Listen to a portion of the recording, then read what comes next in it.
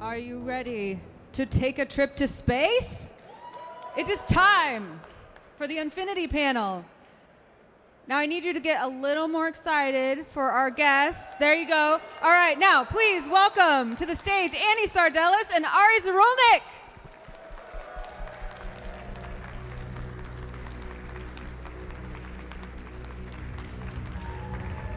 And to join them, our host, Mark Rosewater.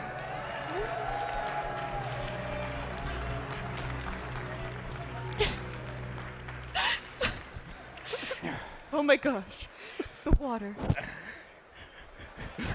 Okay, in the meeting, I said it would be funny if we all dress up like chickens and you all laughed. Well, the two of us talked and we thought this was much funnier. Yeah, they didn't have my color, so you know. So welcome everybody to the Unfinity Panel. So this is Annie Sardelis. So Annie did all the card concepting for the set. This is Ari Zirulnik. He was in charge of names and flavor text. We will also have Dawn Murin, who will appear in video. She's not here live. And Chris Mooney, who did design with me, unfortunately, they got sick and wouldn't be able to attend. So sadly, Chris can't be here today. But what we're going to do is we're going to take some Unfinity cards and we're going to walk from the very beginning of the process to the very end of the process and talk about all of the making of a card. So what we'll do is I'm going to talk about the mechanics. Then we're going to let Dawn, we have video of Dawn, she'll talk about the art. Then Annie's going to talk about card concepting. And then Ari's going to talk about names and flavor text. How does that sound? Okay, so card number one is, we need the card. Card number one is bar entry. Okay, so let's talk a little bit about how bar entry came to be. So one of the things that we wanted in the set is, unsets are great because we can do things that you can't normally do in a traditional Magic set. And one of those things is caring about art. Normal Magic, the rule of sort of tournament Magic is whatever the card is in English, every other card in this that has the same name in English has to be identical mechanically. And because cards have different art on them, you can't mechanically care about the art. But this is an unset, and so we wanted to care about art. So early on, we tried a lot of different things. So for example, one of our early play tests, it said if a blue object appears in the art, and we got in a big fight over whether it was blue or purple. And that said to us, like, hey, it's really hard to necessarily tell, like visual things are tricky. So one of the ideas we got early on was, what if we care about where the positioning of something was? And that's where this card came from. We said, well, what if we had a spot that we cared about it, and then if your head was above that, then it would matter. And so we went back and we looked, like there's a lot of top-down design. So we said, what at the circus or the carnival or the amusement park might you care about? And then we realized that you have to be this tall to ride the ride. So at first we were thinking, well, you had to be over a certain amount of height. But then we realized it's a little bit funnier. You know, they have those bars that, like, if you hit the bar, it warns you got to be below that. We thought that was a little bit funnier. There was more comedy there. And then so we ended up making, I think we decided to make it modal so that part of the card cared about the bar, but part of it just was a generally useful card. So even if you couldn't use the first ability, you could use the second mode. Okay, so now we're going to have Dawn. So this is Dawn Murin we're about to show you. She's on tape. She wasn't allowed to be able to be here. She's going to talk about the making of the art of bar entry. Bar entry is a parody on the requirement often seen at amusement parks that you must be this tall to ride.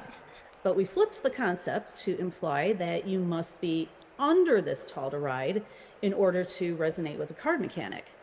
So a long-necked giraffe seems the obvious choice for creative opportunities in humor.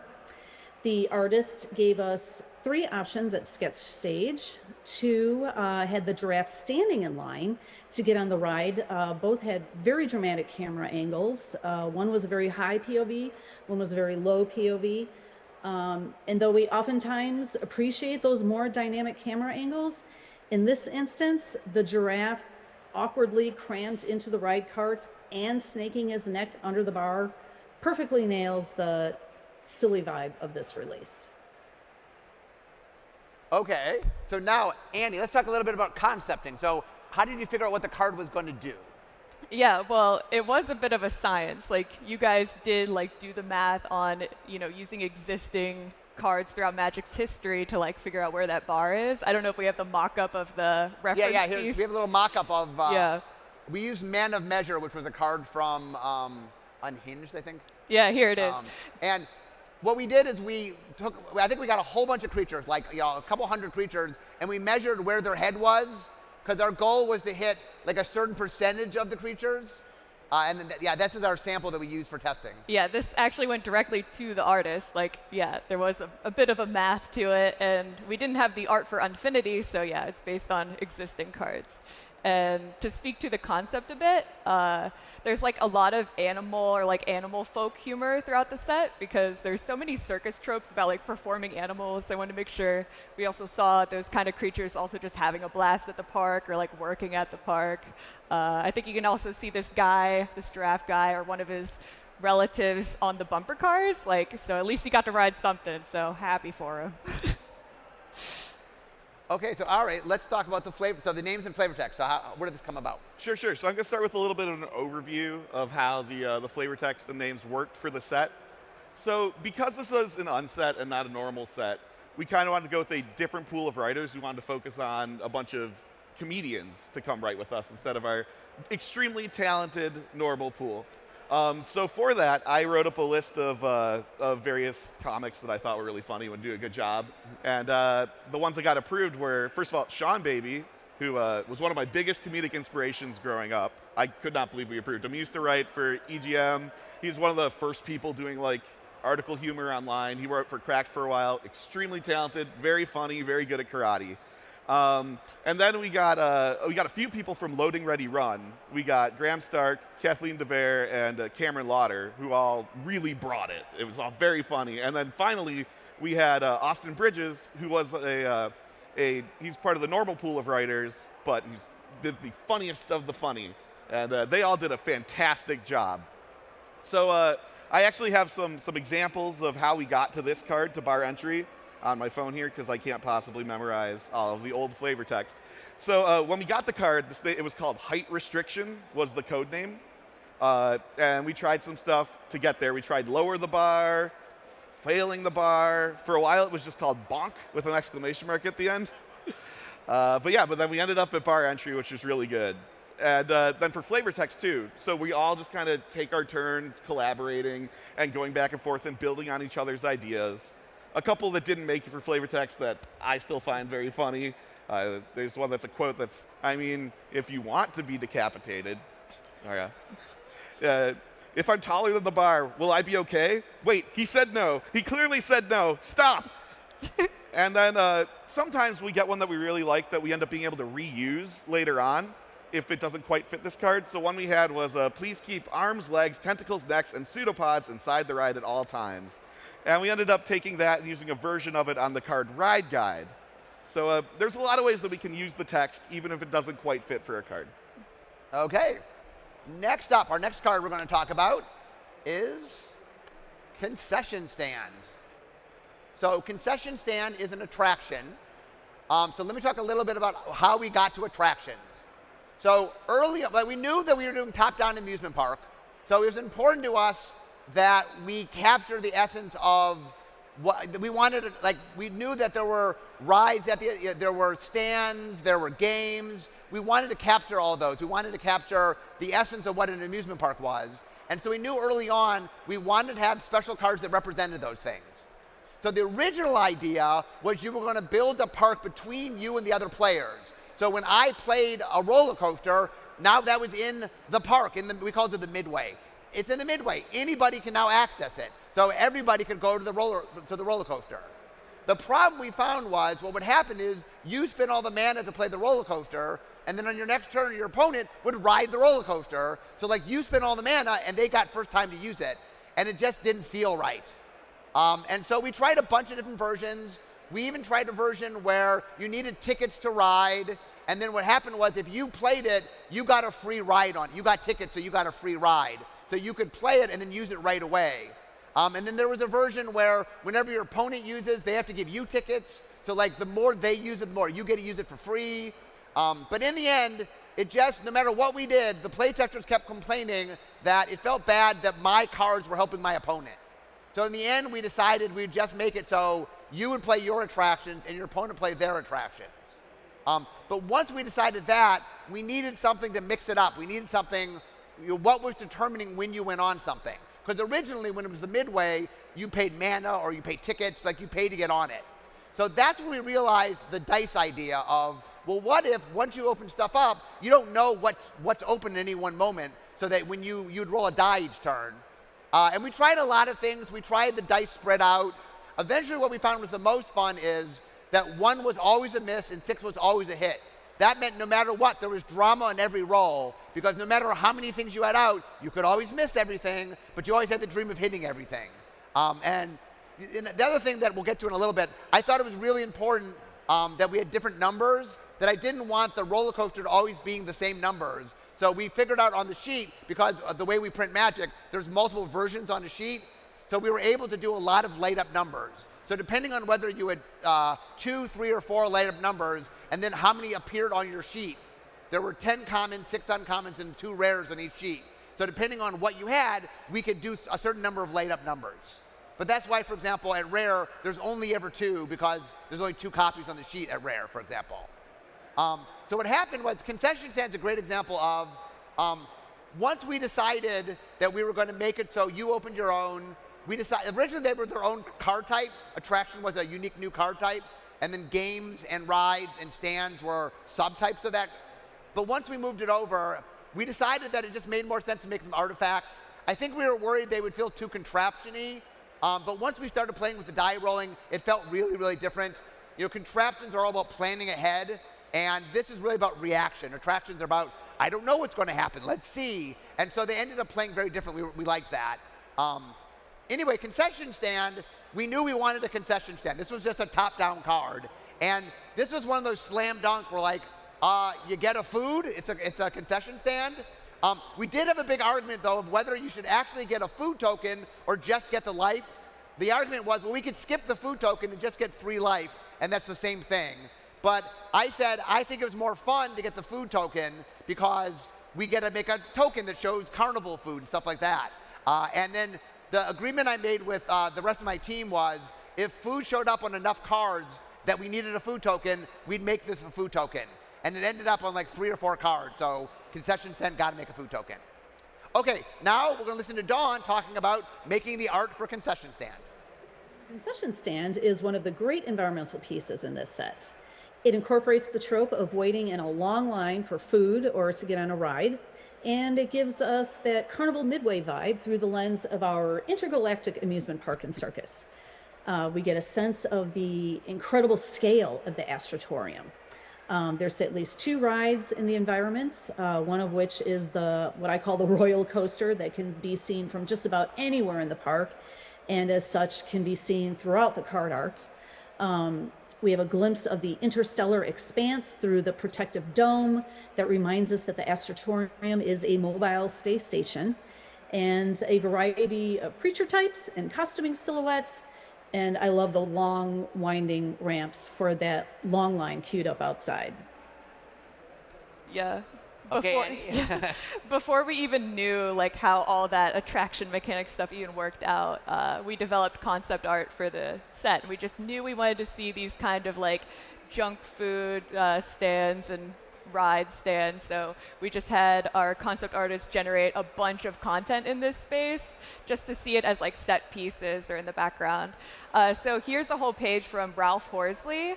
And you can see the literal burger stand right there at the top. It doesn't always happen like this, that we have an exact one-to-one card to reference a piece. Largely, pages like this are given to our artists and say, oh, make something like this, like come up with your own kind of thing. But once we knew there was a concession stand, it was just like, well, I'm biased. I love fast food. So we just attached exactly that picture of the burger. The final artist rendered it out to go on the card art, and I think it turned out really beautiful, but kind of nasty at the same time. That's all. Okay, Ari. Let's talk about names and flavor text. Sure. So there was a little bit of a tension with the names of the attraction cards because the way we saw it, there was two possible ways to name them. The first way was they could have a generic name that applies to anything like roller coaster or concession stand, or we could go for a more jokey name that's more specific, like the Royal Coaster, or I think at one point this was the Gastrotorium or Grilliana's. And after a lot of back and forth between Mark and myself, we ultimately settled on using the more generic name for a couple reasons. One of which the art didn't really necessarily show the magic references that we would want to put in the name in the art, so it didn't really make a lot of sense. And also, it just kind of overall made more sense to have the generic name and let people kind of make up their own park. Yeah. So the thing that was important to me is when we named them the in-park version, the audience had to figure out what it was referencing. And so it's like kind of a two-step process. Like, oh, it's this. What is that? Oh, it's the roller coaster. And when we just sort of named it generically, it let you sort of fill that in, but you knew what it was. And we did play test and try different things, and the team actually came up with names for all of them. Yeah, like, which we used in the flavor text a lot. In the flavor text. Like, for example, there's a balloon, the thing that made balloons. The balloon stand? Balloon stand. Yeah. Like, that was Mirthing Pod, right? Oh, that was the clown. The Clown Maker. The Clown Yeah, Maker. yeah. The Clown Maker, sorry. The Clown Maker was Mirthing Pod. Was Mirthing Pod, yeah. Which stayed into the flavor text. So we ended up going with the generic names, but we did, right, in the flavor text, we made use of all those names we made up. If you look at the flavor text, we use them all over the place, so. Yeah. Although I will say the concession stand had a couple names that did make it on that I really liked. Okay. We had the Gastrotorium. We had a really wild one that was Eats Galaxy's Solar System of Snacks. And then we also had Castle Ardenvale. But that was fun. yeah. Thank you.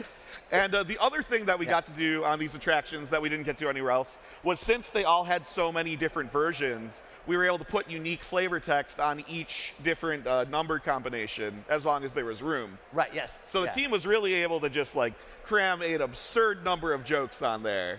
Right. The concession stand, so it had 2 light-up numbers, and that meant there were 4 different versions. Because it never lit up on 1, always lit up on 6. So it meant there's 2 and 6, 3 and 6, 4 and 6, 5 and 6. So that meant for a concession stand, we got 4 pieces of flavor text. Yeah. And we had a lot of fun with that. Yes. Okay, next up is one of our sticker cards. I don't remember that. It's, do you remember the name of the sticker card? Fluffy. Something Fluffy locks on. Oh, cool. Yeah. Fluffy locks it on. Yeah. Cool, Fluffy locks it on. So let's talk a little bit about the making of stickers. So very early on, it was, in the very early part, I wanted to try stickers. We had done a lot of what we call hackathons, where we experimented, like, there's games called legacy games where you change the cards and forever they're changed. We had messed around with that, and so what we had done was, you can see right here, these are our playtest stickers. I'll get to these in a second, but these are our playtest sticker sheets, because we had to playtest stickers before we actually had stickers, but I'll get to that in a second. So basically what happened was, I knew we wanted stickers, and after some testing, it became clear that there were 4 things that made the most sense. One was names, one was art, one was abilities, and one was power toughness. And so what we did is we made those stickers. We knew the art would be the most like fun from a, just like visceral, ooh, I get to take a thing and put it on the sticker. That's real fun to do. And we knew that names could matter. But what we found in playtesting was everybody just played the abilities and the power toughness stickers because they're just better. Like, ooh, I could put this fun balloon in the picture, or I could make my creature a 5/5. I'll go with that, Yeah. And what we found was nobody was playing the names or the art. So we realized we need some resource system to sort of, you had to like earn it. You had to pay something. And at the time, we had tickets on the attractions. So we said, you know what? Let's use tickets for both the attractions and for the stickers. And we started putting a ticket cost on the ability stickers and the power toughness stickers. And what we decided was we wanted to make the minimum 2 so that you had to build up to them. And then we made the top end, I think it was 6. And then we basically experimented with what we wanted to do. And then we made a lot of cards that rewarded you for just playing any sticker, for having a sticker. We made cards that rewarded you for specifically playing an art sticker or playing a name sticker. You know, we made Art Matter cards. We came up with the Hat Matter theme. We made a lot of names matter things. George Fan, who was on the design team, the vision design team, he came up with the fill in the blank cards that there's two cycles, one common, one uncommon. And so basically what we found was that it was a lot of fun.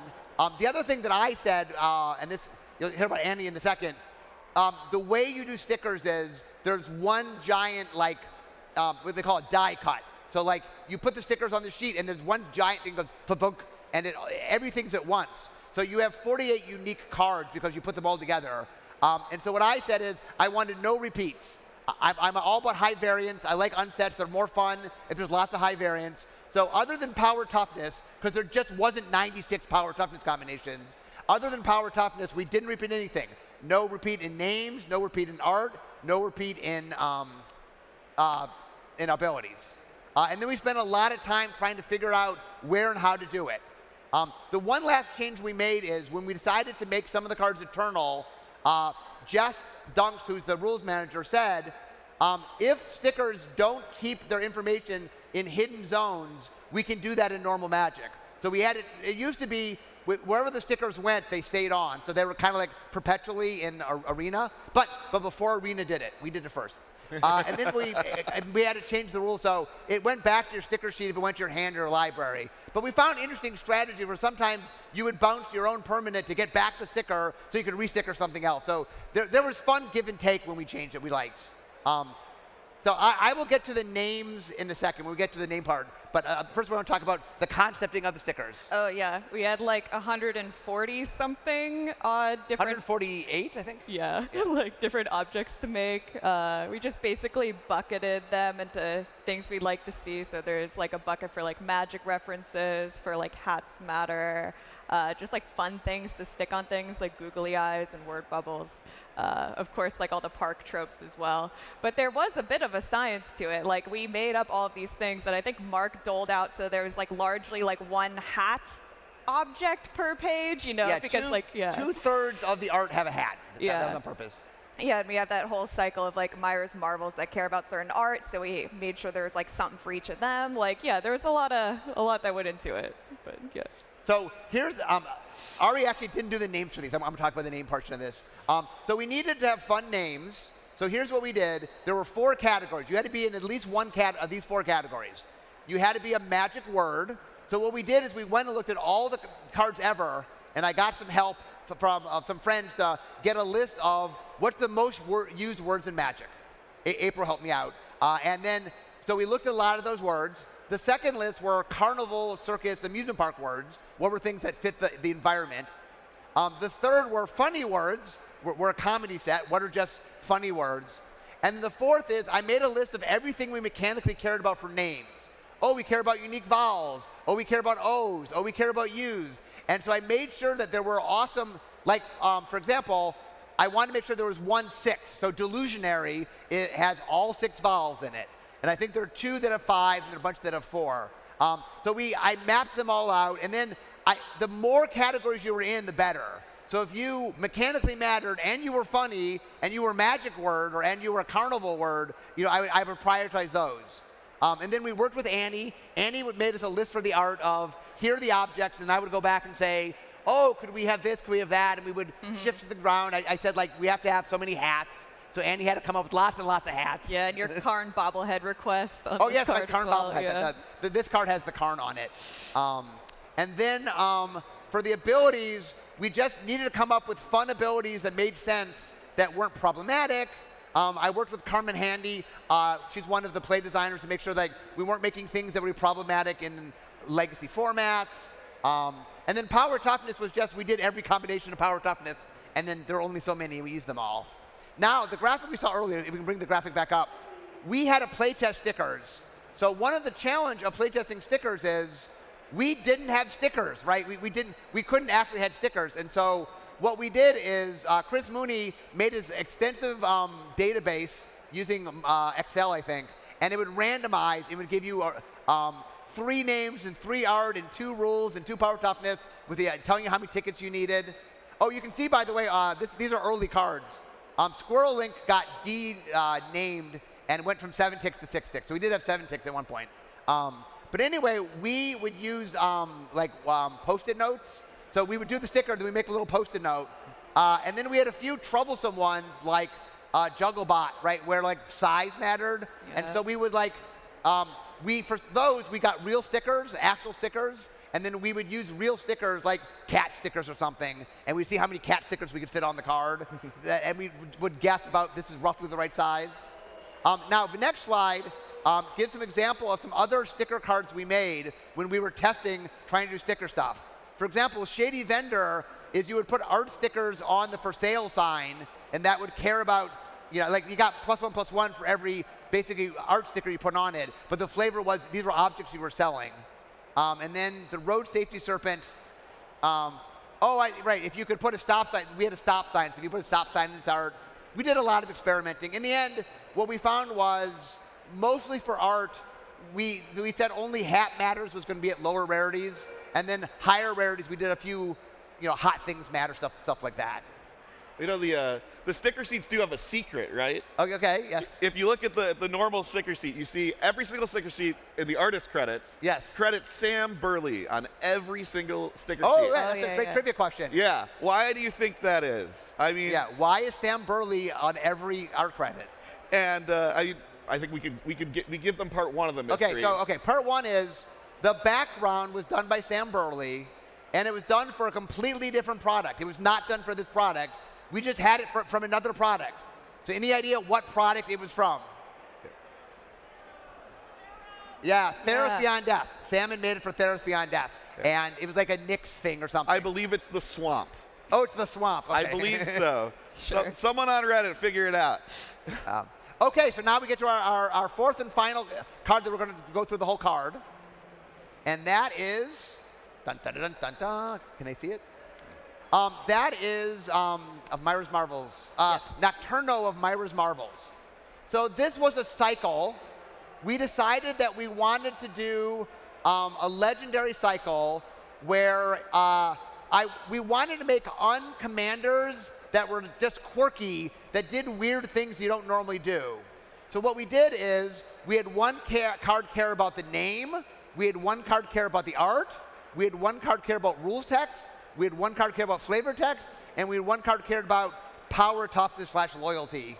And so we ended up coming up with 5 different cards. The black one was the rules text one. And so the idea was it was a word. So if this word appears in rules text, then you can count it. Originally it said anything, any word, and then people went, right, fine, any word, 3 letters or longer, the. 4 letters, anyway, we ended up stopping at 5, because at about 5, it got rid of a lot of the filler words that weren't really the point of it. So, okay, so now we're going to talk, Dawn's going to talk about the making of the art of Nocturno. Nocturno is the black card in the Myra's Marvels cycle of 5. We love it when one artist is available to execute all pieces in a card cycle. It just makes for a more cohesive package in general of aesthetic, composition, and unifying theme than when we're coordinating with multiple artists. So I was thrilled that Gabaleps was available to do all 5. So we have a couple of circus tropes incorporated in the artwork here.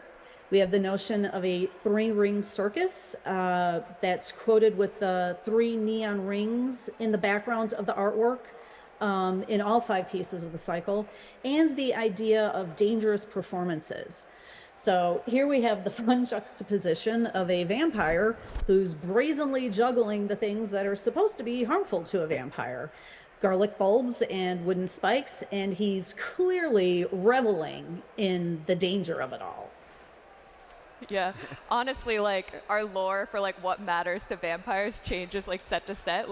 I wonder if garlic honestly even matters to this guy. We'll never know.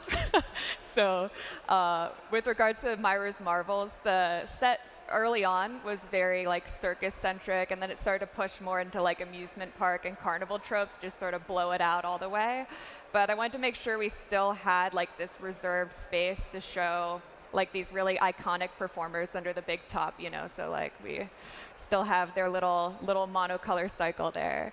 And as each one is sort of an iconic magic creature type for the color. So we have like our blue merfolk, our green elf, and our, woman obsessed with cats is another classic. So, yeah. Yeah, interesting, by the way, real quickly, I forgot to mention this. They originally they had an ability called 3-ring circus, which is why they all have 3 rings in their art. Yeah.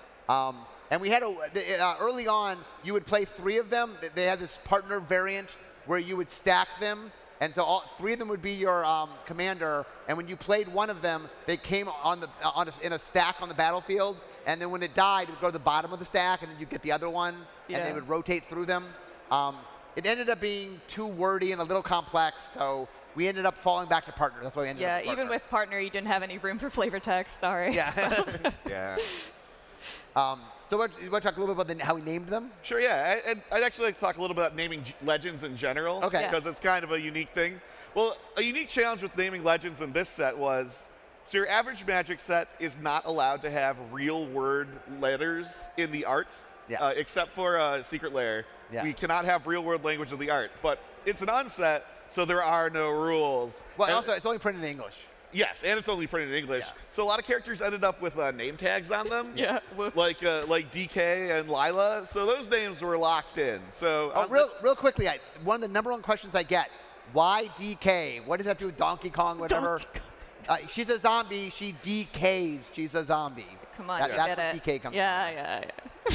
she had a name tag, so that was her name forever. I'm but sorry. honestly, that made our job a lot easier for those cards. But for the cards that didn't have a name tag, it's a lot of iteration. It's a whole lot of punning. Yeah. And the other thing we had to solve for Nocturno and his contemporaries was, what is the name of the group? So when we got the cards, they were codenamed like the Big Bang Bunch. Yeah, the Big Bang Bunch. That was their name originally. And then I think Graham from Loading Ready Run is the one who came to Myra's Marvels really quickly, and that stuck. And then for the first names of everyone in the Marvels, we wanted to kind of give them like a performer name. Yeah. So it was really straightforward. So Nocturno is a vampire who's out at night. Hardy is hardy and strong. Katarina likes cats. Fluoros is fluorescent. And the other one. So that was pretty straightforward. Poor Ignacio. Huh? Ignacio. He ignites things. Yeah, he ignites things. Yeah, see, it's performer names.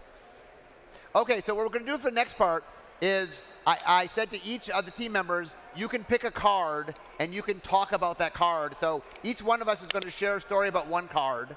I'm going to tell 2 stories because I have a designer story and I have kind of a set designer story that's not about design, that's about other aspects. I thought it was a fun story.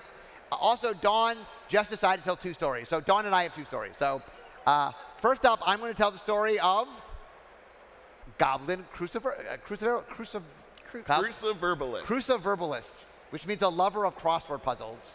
Most commonly seen as a crossword clue. Yeah, so his original name was Goblin Scrabble Master, a joke on Rabble Master. And we made a cycle of cards based on Hasbro games very early in design. There was like a Battleship card. There was like a Guess Who card.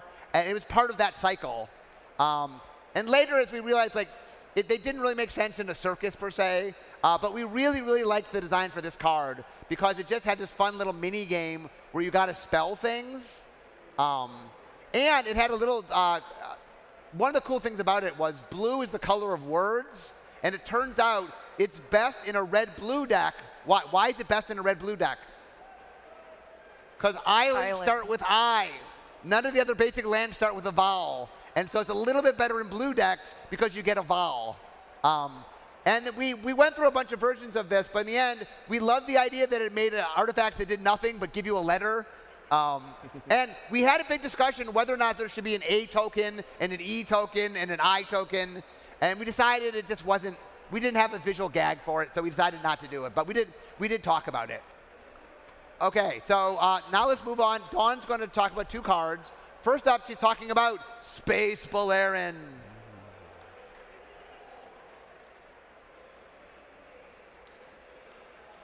Because Jace is one of the OG Planeswalkers, and this Planeswalker card is legal in Commander and Eternal formats, I felt it was important that Jace still be recognizable at card size in gameplay.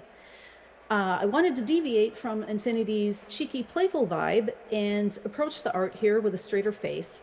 And I knew I wanted to work with Tyler Jacobson to pull it off.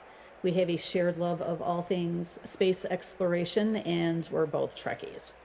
So rather than invent completely new costuming, we leaned into the familiar palette and design details of Jace's existing costuming and skinned them onto an exosuit to bring it in-world with the Infinity setting. His hooded cloak morphs into an atomic age bubble helmet and jetpack oxygen tank. The medallions on his chest and torso became gauges that measure life support and oxygen, jetpack fuel, etc. We see Jace's familiar glowing blue illusionary magic, expressed in one hand, and in the other he gets a fun pew pew pew ray gun. Tyler's painterly pulp novel execution reminiscent of old sci-fi book covers is just the icing on the cake. I love this piece. Okay, the second thing she's going to talk about is the full art lands. In keeping with the sci-fi theme of Infinity, one cycle of lands is an extreme wide shot of a planet, and the second cycle is a ground level POV of that same planet. For the wide shots, I took inspiration from the Cassini spacecraft flyover of Saturn's rings to evoke that familiar flat expanse commonly used for planes. I looked at Cassini observations of the massive geysers on one of Saturn's moons. For islands, mountain is a roiling volcanic hellscape, much like I imagine Earth to be in its early formation. Black looks equally inhospitable. And the lush green surface of forest with many rings and moons just speaks to green's philosophy of abundance. For the ground level POV, I drew a lot of inspiration from slime molds and spores and odd fungi and unusual succulents, and then played with scale and imagined the very small as very large. Because these alien landscapes are more abstract and unfamiliar, I thought it best to lean into the literal palette associated with each mana alignment. Okay, next up is Annie talking about animate objects. Yeah. So really early in exploratory design, I got to pitch in on the design team a little bit, and Mark knew we were going to do something with stickers, but I'm just stickering cards, psh, obviously we're going to do that. So what else can we sticker? And so we looked to dice and maybe changing the numbers on dice, stickering people. I don't know how people feel about that. Also using stickers kind of tape to stick cards together. And so here's just an example of taking early on, it was just a simple 2/2 power toughness sticker that we stuck on a bottle of hand sanitizer, and you just animated it as a little token, and that's sort of all it did.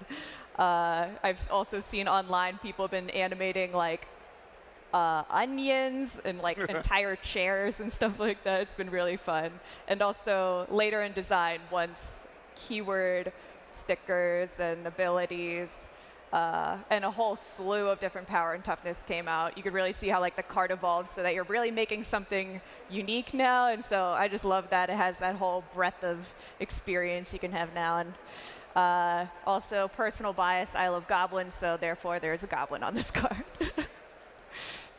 That's all. Okay, next up, Ari. All right, I'm here to talk about Done for the Day, but I'm not here to talk about Done for the Day. I am here to talk about everybody's favorite time card punching robot, Punchy. Punchy! Yeah, Punchy. Let's hear for Punchy. So when we were first setting out, we had a really hard rule for our robots, is that they were not sentient, they were not feeling, they were just here to service the park. And Mark Rosewater immediately flipped that on its head with this flavor text.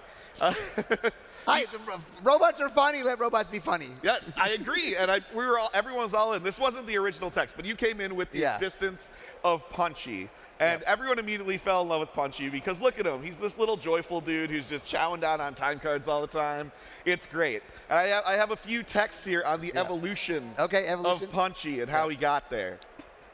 So let's see. So the very first suggestion that came from you was Punchy was the only one who knew every Astratorium employee. And this was the absolute first flavor text submission for this card. And then I followed up with, disgusted, Jill sped out the chewed up timesheet. Punchy had made it look so delicious. Punchy was a liar. And then I think Sean Baby came in with, this is in all capitals because he is a robot. Feed Punchy your time cards. The proof of your labor is delicious. And then we kept going. Punchy's actual job was cleaning break rooms, but he did so love the taste of time cards. I put money on that one being you. That was mine. And then we finally ended with, Punchy was programmed to do two things, punch tickets and love punching tickets. Yeah. If there is ever an Unfinity 2, Punchy will have a legendary card. I swear this. I will do everything in my power to make this happen. Hey, also, trust his assistant, Glaxar. Yeah. Oh, yeah. And there's several, right? Yeah. Glaxar, Scrunt. Everyone's favorites, Salzan. So many flavor text characters just waiting to be brought to life. Okay, so the final, for those who follow my blog, I've been saving this story for this panel. Greatest show in the multiverse.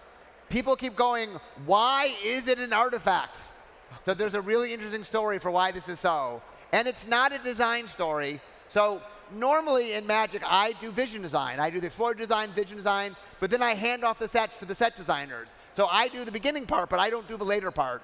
But for this set, I begged Aaron, I said, please, please, please, can I just do the whole thing? Can I do set, I was going to do explorer and vision, but could I also do set design? And he said yes. So one of the interesting things about doing set design is I learned about all sorts of problems that I never knew existed. Greatest Show in the Multiverse is a great example. So I made this card. I wanted it to be a colorless saga. I love the idea that you could go and get cards and make your own saga. It's actually called Choose Your Own Saga. I think was the original name of it. Yeah.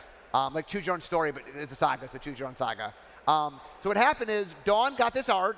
In fact, it's on the back of the on the back here. Turn around. On the back of the Unfinity shirt is the poster, and it turned out great. We really liked it.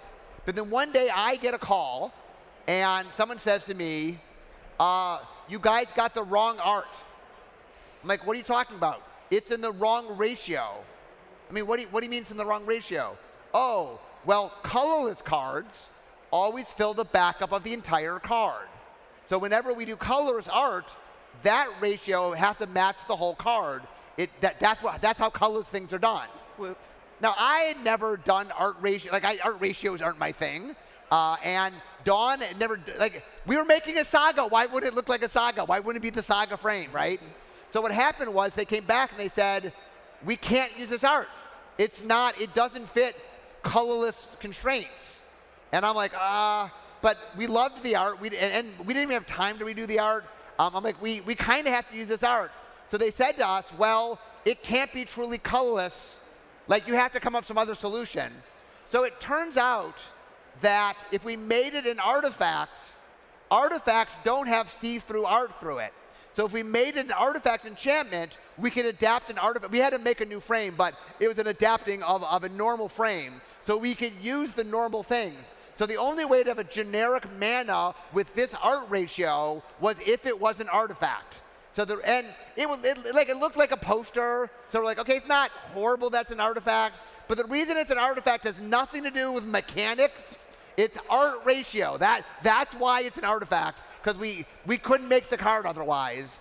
And that's the kind of problems that set designers have all the time that I never knew, where weird things pop up that you never imagined. But that is why. Art ratio. So if someone asks you, why is this an artifact enchantment? The correct answer is art ratio. That's the correct answer. Okay, so here's what we're going to do. It is now time for questions. So you guys can line up at the thing. My one caveat is, We are looking for questions about Unfinity or unsets in general. This is not a general Q&A about all things Magic. It's about Unfinity, because this is the Unfinity panel, so we want to have questions about Unfinity and unsets. Okay? Sure. Okay. Hey, Mark. Hello. My name's David from New Jersey. Hi, David. Many uncards would not be able to work in a tournament setting without clarifying rules. But is it possible to hold an unworld tournament? Because I have written 6 pages of clarifying rules for the really crazy cards. I think one of the things about the World Championship, as it's being held this weekend, is we really want skill to be of utmost importance. One of the things we do in the uncards is we want variance to be really high. Variance is a weird thing in game design. Variance is very fun, but it makes the game less skillful. And so when we try to do stuff for the more casual end of the spectrum, hey, having a good time being fun is great. But when we care about the World Championship, we want to make sure that skill at utmost matters. And uncards are just super high variance. It's not a good marriage, sadly. Okay. But thank you. Thank you, David. Okay, next. Hello. Hello. I'm Jonathan from Philadelphia. Go Phils. Was there ever a time during playtesting where you were like, oh my god, this is hilarious, but we have to dial this back? And can you think of anything we were doing concepting that was a little too out there? That was too out there. I mean, one of the things that's funny is, if anything, I felt like Dawn and Annie pushed us. Like, they're like, no, you can be crazier, you can be wackier. Yeah. I don't. Yeah. Is there anything that we did that was too much? I can't think of anything that was like over the line. We made things sillier. I know Annie. Like, one of the things that Annie did, Annie can talk a little bit, is she put a lot of Easter eggs. So talk a little bit about putting like magic joke Easter eggs in the stuff. Oh, yeah. Like, anytime there was an opportunity to, like, just add something to the background that wouldn't, like, really, like, get in the way of, like, the top-down joke we're trying to tell, always try to sneak something in. Like, there's bag check at the security thing. There's also, like, a couple 2-parters or, like, 2 or 3-parters where you can see, like, the blank, blank, blank trespasser getting caught on a card that cares about how long your name is and stuff like that. Yeah. So just always trying to make things look cohesive. But I don't really think we went like too overboard on any one thing. I don't know. It's tough. Sorry. Yeah. Okay, thank you. Okay, next. As I understand it, you guys have a database where you keep all the submissions for names and flavor text of the card. Is there any way you guys could make that public so we could enjoy all that good comedy writing? Well, Ari, let's talk a little bit about. Yeah. So could you do that the once question more? was, we talked a lot about Lore Master and all the submissions, and you brought up some. Could we make that public? Could we see the submissions that got made? If you, 2 weeks ago, I was on the Loading Ready Run podcast, and we talked about a ton of unused flavor text. I don't know personally about making it everything known. I can ask about it, but if you want to see a bunch of rejected stuff, if you watch that episode, we spend an hour just going over unused text. It's very silly. There probably are some reasons it's hard to just open it completely up, but we have done a lot to, in different places, try to show as much of it as we can, because it is fun. We do want you to see it. So, okay, next. Hello, can you hear me all right? Yes. All right. So my question has to do with stickers. They were really controversial for a lot of people, but I'm a fierce defender of them. If I'm understanding the rules correctly, they exist in a sense on a card like Skullbriar already, where things move through zones. But my question is, the stickers work well in an Infinity set or an unset. In the future, since those are legacy mechanics, what are the plans for implementing that in the rest of the game without utilizing something silly like a sticker in an unset? I mean, one of the things that unsets have always been is kind of experimental for the future. Right. For example, full art lands came from unsets. Token cards came from unsets. And meld cards kind of came from like, there's a lot of things we've done that, the unsets sort of paved the ground. I don't quite know what we're going to do with this technology, but it is, from a purely design sense, there's a lot of very interesting things that we could do. The problem right now is there's a logistical issue. Like, I'll be the first to admit, look, the stickers don't, we prioritize the stickers not harming the cards, and they don't. don't put them on foils. But I mean, on normal Magic cards, they don't harm the cards. But yeah, are they the stickiest thing? I mean, I got some of those notes. So we need to figure out how to harness that technology. The place I see us using it is in punch-out technology. That's the place that the future of stickers, I think, is more likely in punch-out cards. That's where I see stuff like that happening. I can imagine a set with multiple punch-out cards, and the punch-out card you open is what you can get. Imagine something like that might be where we might go. That's the most likely place. Awesome, thank you. Okay, thanks. Okay, next up. Hello. So we all know that unsets add crazy mechanics that really change up the game. But when you were first thinking Unfinity, when you started thinking of ideas, was stickers the first thing, or was there a day when you were just like, you know what? Smack a sticker on it. Now it works. We had stickers very, very early. In fact, like I said, we had done some hackathons. So we had done some work on other sets for other things and found stickers to be kind of cool. And basically what we said is, wow, there's neat design space here, but it's a little out there. And when I hear neat design space, but a little out there, I think unset, so. My question is for Jungletron specifically, the juggling robot. Yeah. Oh, yeah. There's a lot of stickers that have multiple objects in them. Yes. Does that trigger Jungletron's ability? No, it's one object per sticker, essentially. Okay. Yeah. Yeah, honestly, I think if I could revisit one thing about all the stickers, it'd be caring about how thin and wide some of them are, because Jungletron can get out of control if you end up with the hot dog or something like that. So, thank you. Okay, next. Hello, I'm Darius from Perth, Ontario. Seeing in the last couple of unsets that we've developed lore with Bablovia, Myra's Astratorium. Do you see continuing with having heavy lore development in unsets? I don't know. I already talked this a little bit. Well, in terms of onset lore, I think at the moment it's very important to us to keep it kind of loosey-goosey, because for an onset, the jokes come first, right? Yeah.